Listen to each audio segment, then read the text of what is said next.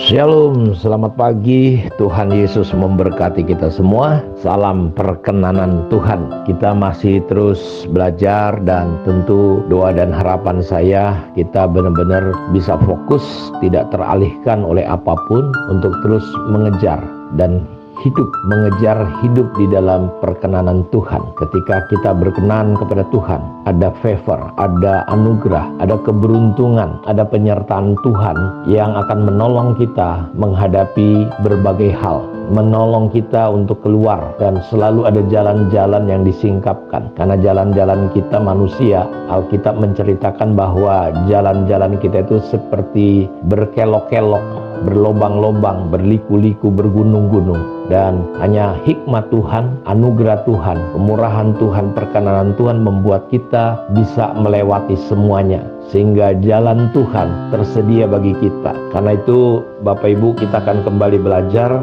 betapa kita jangan sampai teralihkan fokus kita untuk hidup berkenan kepada Tuhan. Kita melihat bahwa ketika ada perkenanan Tuhan, Yusuf contohnya, dia bisa menjawab. Jadi orang yang diperkenan Tuhan, ada penyertaan Tuhan, sehingga ketika ada masalah, ada persoalan, kita bisa melihat ada jalan-jalan yang terbuka. Bagaimana Yusuf bisa menolong, bahkan ketika kesulitan akan menimpa dunia, dan ketika Raja Firaun mendapatkan mimpi, dia tidak bisa dapat jawabannya dari siapapun. Tapi Yusuf yang diperkenan oleh Tuhan, dia bisa mendapatkan jawaban untuk dunia pada waktu itu. Daniel, Sadrak, Mesak, Abednego, ketika mereka sebagai anak-anak muda ditawan, dibawa ke Babel. Dan satu hari di Babel itu kita sama-sama tahu bagaimana mereka dipersiapkan untuk tempat di mana orang-orang pintar dikumpulkan. Dia harus melayani raja, dan sebelum pemilihan ada persyaratan. Mereka harus didapati pandai, tahu beragam bahasa, mereka harus sehat, dan waktu itu adalah bagaimana semua orang harus makan makanan yang sudah dipersembahkan kepada berhala. Dan Daniel dan teman-temannya tahu bahwa ini nggak betul. Lalu dia berkata bahwa biarkan kami makan sayur-sayuran. Dan kita sama-sama tahu bagaimana panglima pada waktu itu, wah, kalau ketahuan sama raja, saya bisa bahaya. Tapi Daniel berkata, kita lihat ada penyertaan, ada perkenanan Tuhan. Jadi ketika orang ada di bawah perkenanan Tuhan, ada hal-hal yang terbuka. Dan ternyata ketika Daniel mulai makan yang bertentangan dengan aturan, agak sedikit melawan mungkin pada waktu itu. Tapi kita lihat bagaimana Daniel dan teman-teman terakhir lebih pintar, lebih bijak. Padahal waktu itu peraturan yang sebenarnya panglima juga takut. Bapak Ibu tahu ketika raja mendapatkan mimpi dan mimpinya sulit diterjemahkan. Karena itu raja yang mendapat mimpi ketika bangun dia lupa dengan mimpinya. Hatinya berdebar-debar, dia selalu ingin ingat tapi nggak bisa ingat.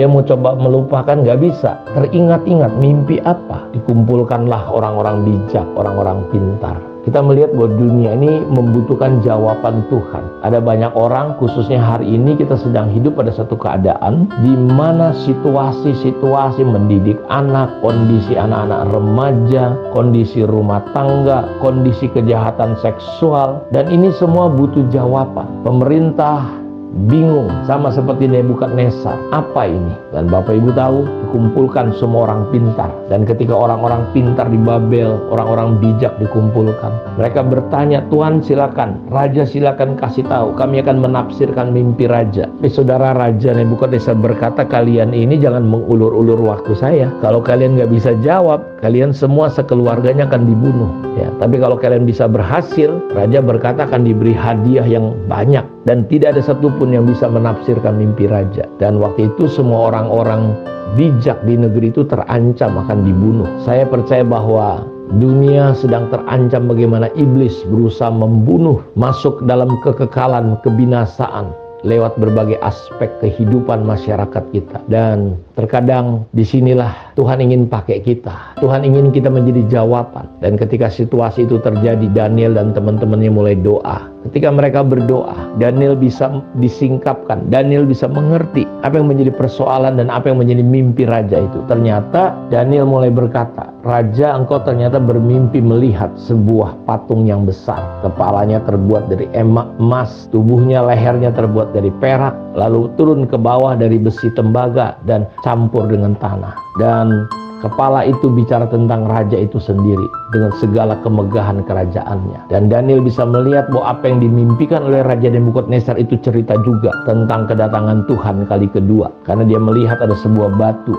yang menghancurkan patung itu, dan ada batu itu ternyata adalah kerajaan surga. Kita melihat, dan karena itu semua orang yang terancam dibunuh oleh Raja Nebukadnezar pada masa itu, mereka lepas dari hal itu. Bahkan Daniel, Sadrak, Mesak, Abednego dimuliakan, diangkat. Bahkan Raja Nebukadnezar minta supaya semua orang di negeri itu boleh mempercayai Allahnya Daniel. Kita melihat Daniel adalah orang yang diperkenan oleh Allah, sehingga dia bisa mendapatkan hikmat yang begitu luar biasa. Banyak masalah dan persoalan di sekitar kita, berbagai hal terjadi, dan kita perlu hidup dalam perkenanan Allah sehingga ada hikmat. Dan ketika kita punya hikmat, kita akan lihat ada jalan-jalan keluar yang Tuhan buka untuk hal-hal yang dihadapi oleh masyarakat kita, dihadapi oleh kita. Lihat Bapak Ibu, betapa luar biasanya ketika kita hidup berkenan kepada Tuhan. Dalam kitab Pengkhotbah pasal 2, di ayat yang terakhir dikatakan bahwa Tuhan memberikan hikmat kepada orang yang diperkenannya, dia memberikan hikmat, sukacita,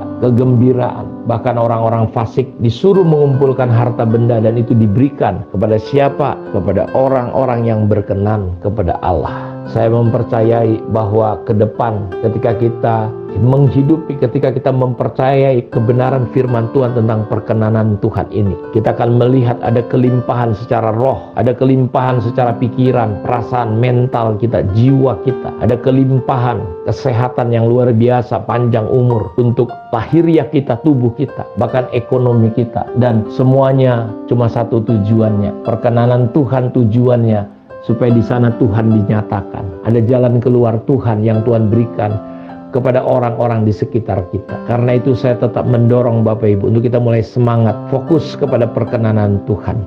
Kiranya Tuhan Yesus memberkati kita semua. Mari kita berdoa. Bapa, terima kasih kemurahan dan anugerah-Mu ya Tuhan yang luar biasa untuk hidup anak-anak-Mu. Tuhan, biarlah kami tetap memandang salib, karena saliblah yang membuat kami berkenan. Biarlah kami tetap membiarkan iman, percaya kami kepada Engkau, dan kami tetap bersepakat dengan misi Tuhan, bahwa hati-Mu ada pada manusia, sehingga hidup kami menjadi sebuah hidup yang berkenan kepadamu, seperti Daud, seperti Yusuf, seperti Sadrak, Mesak, Abednego, seperti Daniel ya Tuhan. Terima kasih Engkau yang memberkati anak-anak-Mu. Tercurahlah berkat Tuhan. Di dalam nama Tuhan Yesus kami berdoa. Amin. Tuhan memberkati kita semua. Shalom.